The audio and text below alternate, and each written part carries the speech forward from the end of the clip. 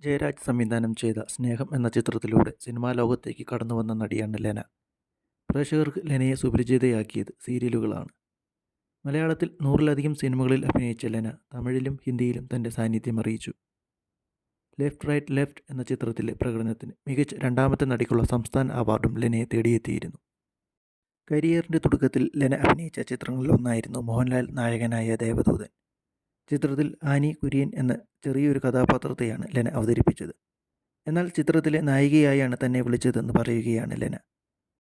രണ്ടാം ഭാവം എന്ന ചിത്രത്തിൽ നായികയായ ശേഷം ചെയ്ത ചിത്രമാണ് ദേവദൂതൻ എന്ന് ലെന പറഞ്ഞു. രണ്ടാം ഭാവത്തിന് ശേഷം നായികയായി മാത്രമേ അഭിനയിക്കുകയുള്ളൂവെന്ന് തീരുമാനമെടുത്തെന്നും മോഹൻലാലിൻ്റെ സിനിമയായതിനാൽ ദേവദൂതൻ്റെ കഥ കേട്ടപ്പോൾ ഓക്കെ പറഞ്ഞെന്നും ലെന കൂട്ടിച്ചേർത്തു. ഊട്ടിയിലായിരുന്നു ചിത്രത്തിൻ്റെ ഷൂട്ടെന്നും ഒരാഴ്ച കഴിഞ്ഞപ്പോൾ ജയപ്രദ ദേവദൂതൻ്റെ സെറ്റിലേക്ക് വന്നെന്നും ലെന പറഞ്ഞു. അവർ വന്ന ദിവസം ഷെഡ്യൂൾ പാക്കപ്പായെന്നും എല്ലാ ആർട്ടിസ്റ്റുകളും ഊട്ടിയിൽ കറങ്ങി നടന്നെന്നും ലെന കൂട്ടിച്ചേർത്തു. ഷെഡ്യൂൾ ബ്രേക്ക് കഴിഞ്ഞപ്പോൾ സ്ക്രിപ്റ്റ് മുഴുവൻ തിരുത്തി എഴുതിയെന്നും ജയപ്രദ പ്രധാന വേഷത്തിലെത്തിയെന്നും ലെന കൂട്ടിച്ചേർത്തു. കന്നഡ നടി വിജയലക്ഷ്മി ചിത്രത്തിലെ നായികയായെന്നും തനിക്ക് ഒരു പാട്ട് മാത്രം കിട്ടിയെന്നും ലെന പറഞ്ഞു.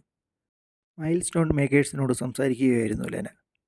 രണ്ടാം ഭാവം കഴിഞ്ഞ് ഇമ്മീഡിയറ്റായി ചെയ്ത സിനിമയായിരുന്നു ദേവദൂതൻ.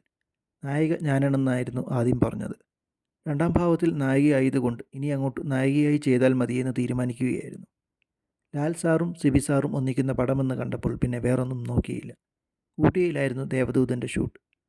ആദ്യത്തെ സ്ക്രിപ്റ്റ് അനുസരിച്ച് ജയപ്രദ ചെറിയൊരു ഗസ്റ്റ് റോളിൽ വരുന്നുണ്ടായിരുന്നു. ഒരു ദിവസം അവരുടെ പോർഷൻ ചെയ്യാൻ ജയപ്രദ എത്തി. അന്ന് ഷെഡ്യൂൾ പാക്കപ്പ് എന്ന് പറഞ്ഞു. വേറെ എങ്ങോട്ടും പോകാനില്ലാത്തതുകൊണ്ട് ഊട്ടിയിൽ തന്നെ കറങ്ങി നടന്നു. ഷെഡ്യൂൾ അവസാനിച്ചപ്പോൾ സ്ക്രിപ്റ്റ് മൊത്തം തിരുത്തിയിരുന്നു. ഗസ്റ്റ് റോളിലെത്തിയ ജയപ്രദയുടെ ക്യാരക്ടർ വലുതാക്കി. അവരുടെ നീസിനെ നായികയാക്കി. എനിക്ക് അവസാനം പൂവേ പൂവേ പാലപ്പൂവേ പാട്ട് മാത്രം കിട്ടി എന്നാണ് ലെന പറഞ്ഞത്.